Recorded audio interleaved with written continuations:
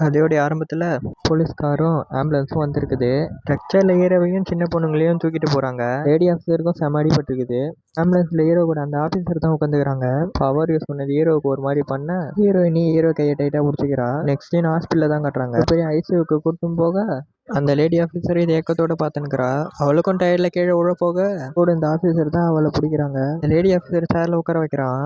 உனக்கும் அடிபட்டுக்குது, நீயும் டாக்டர் பாருன்ட்டு இந்த ஆஃபீஸர் சொல்றாரு.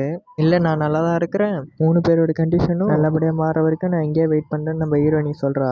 நெக்ஸ்ட் சீனில் ட்ரீட்மெண்ட் கொடுக்கறது தான் காட்டுறாங்க. நம்ம ஹீரோக்கு டாக்டர் சிபிஆர் பண்ண உள்ள ஒரு லேடி வந்து எல்லாரையும் வெளியே போக சொல்கிறா.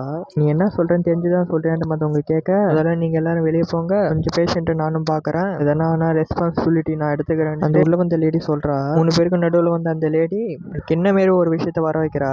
கிண்ணத்து மூலயமா 3 பேருக்கும் பவர் ஏதோ கொடுக்குறா. அந்த கிண்ணம் வந்து மேஜிக் சர்க்கிள் உடையிற மாதிரி போக அந்த லேடி ஷாக் ஆகுறா. உடனே அவன் உருவத்தை மாத்துறா. இந்த லேடி தான் அந்த 2 குழந்தைங்களையும் முன்னாடி வச்சிருந்தவ. உடையத்தை தடுக்கிறதுக்காக டாலிஸ்மேன் எல்லாம் யூஸ் பண்றா. மற்ற 3 பேரும் ஓரளவுக்கு நார்மல் ஆயிட்டாங்க. பவர் யூஸ் பண்ண அந்த லேடி செம டயர்டாகி கீழே விழுறா. அவன் வாயிலேருந்து ரத்தம்லாம் வருது. நெக்ஸ்ட் சீனே கம்பெனியை தான் காட்டுறாங்க. 2 குழந்தைங்களும் பவர் யூஸ் பண்ணக்குள்ள இந்த கம்பெனியை காட்டியிருப்பாங்க. இந்த லீடர் நீ கண்டுபிடிச்சிட்டியான்னு கேட்கறான். சைல்டு கண்டுபிடிச்சாச்சுன்ட்டு அந்த ஒர்க்கர் சொல்ல, ரொம்ப நல்லது, அந்த 2 குழந்தைகளும் பிடிச்சின்னு அந்த லீடர் சொல்றான். வேறு ஒரு வில்லத்தனமான சீனோட இந்த எபிசோட் முடியுது.